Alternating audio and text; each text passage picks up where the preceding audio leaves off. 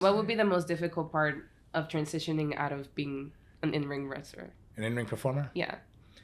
Performing. It's like, it's a high, right? So, you done any drugs in your life? All right. Well, Weed, maybe at most. all right. So a cocaine addict, nothing right? other You do than- cocaine, right? No, I'm never- not recommending never it. done I'm any not of that. recommending anybody does cocaine, but you do you do a line of cocaine. There's nothing like that first hit of cocaine, then you chase that rush all the time. You end up becoming an addict, right? Wrestling. It's very addicting, like a drug. To get the crowd response, to control 20 people or 20,000 people or 200,000 people with the stroke of your hand or a note of your song that your entrance music's with, coming out. It's just a high to get in there. Anybody says that they're in wrestling because I just want to be wrestling, they like some type of attention, and when you're in there, the whole world, wherever you're at, if it's a 20-seat building or 200-seat, 200,000 or 30,000 or whatever it is, or around the world on TV or whatever, streaming, you're the center of attention, and it's truly a high. There's no other high, and you go out there when everything goes right and everything goes good, and and you're nailing it, and your match goes, and it's everything you want.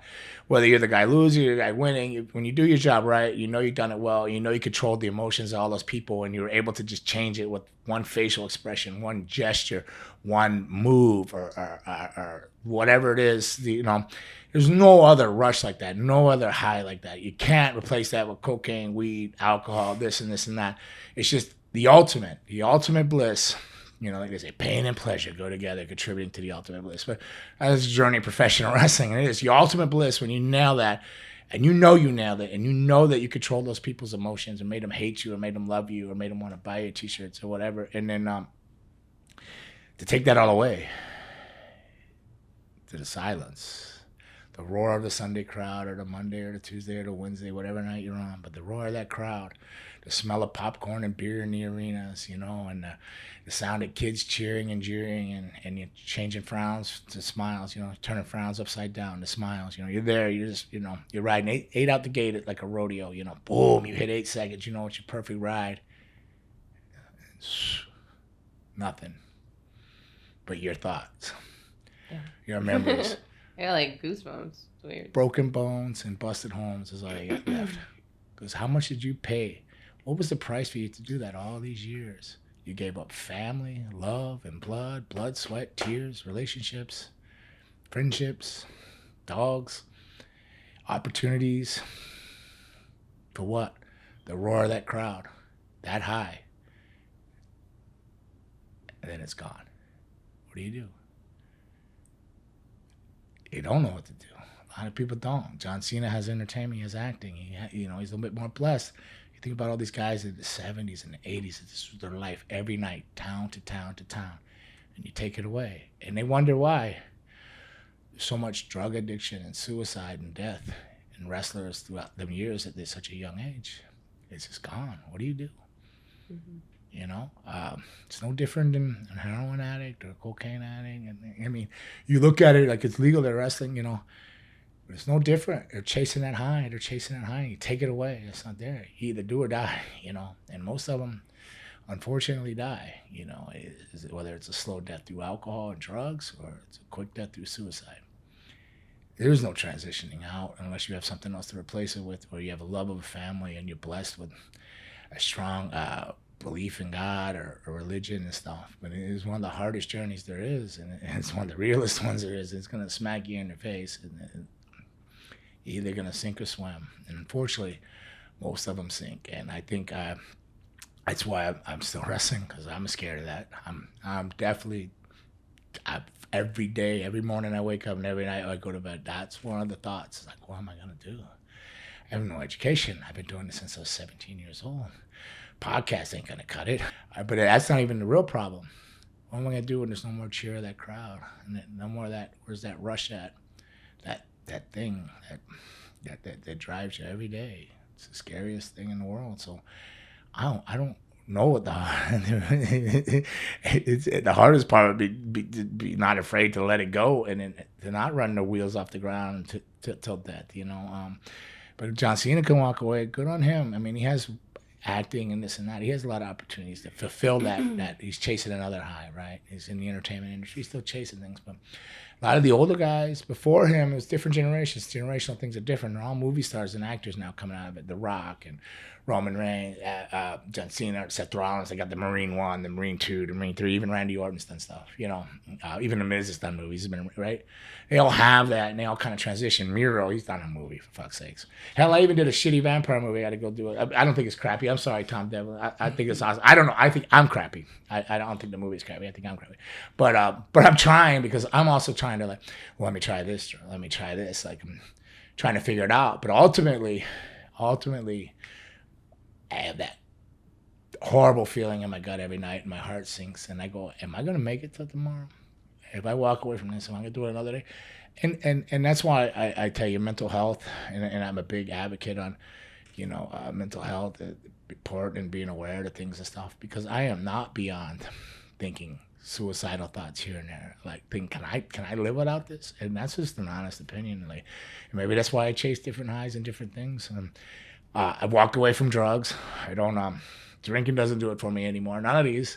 I've stayed engaged. I picked up that Samoan hustle to just keep hustling. But is it going to be enough to replace the roar of the Sunday crowd, or the Monday crowd, or the Friday night, Saturday night fight nights, and smell of beer and cheers? I don't know. And I'm definitely afraid all the time. So, but yeah. So I don't know how to really even answer that. I couldn't give you an honest opinion. I think it's just that the fear of letting it go is just too much for me to even think about. Yeah. Sorry. No, it's okay. I'm just like, oh my, that's crazy. Now I'm like, oh. You sure you still want to wrestle before it goes any further? I mean, it's a different generation now. You have a lot more opportunities, but I came at the tail end of the old school territories. I started in '87, which I'm a totally different generation that the '70s and the '80s guys look at. They're like, you sissified, and you have more opportunities than we ever had, because they made, their biggest paycheck would be like a $5,000 a week doing 7 towns, and that would be really, really huge in the mid '80s, where at WrestleMania we would get $5,000 for the Garden on this to work, Madison Square Garden on a Sunday night. We'd get a $5,000 check, so they're like going, one night $5,000. We had to do 7 nights a week, so things change and they evolve, opportunities evolve, but it's scary. So that all the opportunities evolving or not doesn't change that intense feeling of that high of chasing the roar of the crowd, and having that kind of attention, and be able to have that kind of control over things and stuff. It's not, there's no drug in the world. Cocaine, Quaaludes, they don't make any more of that, of pot or alcohol, acid. Nothing can replace that high. It's just the scariest thing. It's the best thing in the world. I love that roller coaster, the loop-de-loops and the hoop-de-hoops, the ups and downs and all around. So love it. Won't know anything other than it. But I'm afraid when that ride stops. So I just keep going. When you're coming past, start going. You're like, keep going, go, don't stop. I'm going to do it again. You're puking all over yourself. You're crapping yourself. You're sick. You're hungry. You're tired. No, just keep going. Because we're all afraid of when that ride stops. What? What are you doing? Yeah, dang. I didn't mean for it to get, No, it's all right. Maybe people should understand it. Maybe that'll help them understand why there's so many dark sides of the ring, and maybe it'll help them understand why people they keep pushing and clawing. Maybe they should have stopped 5 matches ago or 5 years ago. Maybe it'll help them. Maybe have a little bit more, feel a little bit more humanized towards them, and have a little bit more sympathy, and go, poor bastard. Really glad I'm not him, and I'm glad I have a job selling Cadillacs, and I can have barbecues on the weekends and enjoy my family, because that is good enough for me. That is my thing, my family, my grass, and watching my dog poop on the yard, or a beach day with the kids, or my grandkids, and that is a good enough high, because there's some of us that just been out there so far and too long, and we just can't see the good. We can't really transition back and realize that some of these things are way better in life than what we have put on our pedestal, and the things we've chased our whole life, and we believe is our life. But there is a lot more to it, and I hope people can see the other things and find family, faith, and happiness, and be able to transition out. Okay, well, thank you for that. That was crazy. That's all right. Hopefully that's why I told you to go home the first day I saw you. Because I liked you. I said, this is a really nice girl. She needs to get the fuck out of here. Well, Before her life's ruined. I'm And it's not that it's ruined, but it's just a journey that a few could take and a few will survive and a few are made for. If you're not made for this, it will grind you up. You're going to look like a Pink Floyd video where they're all walking and they go in a meat grinder. You're human, you go in there, you come out a hamburger on the other side, and then somebody eats you. And then they poop you out and you're done. Oh, gosh. Yeah. Ash to ash, dust to dust, whatever that saying is. Ashes to ashes, dust to dust. Want some, get some, bad enough, take some.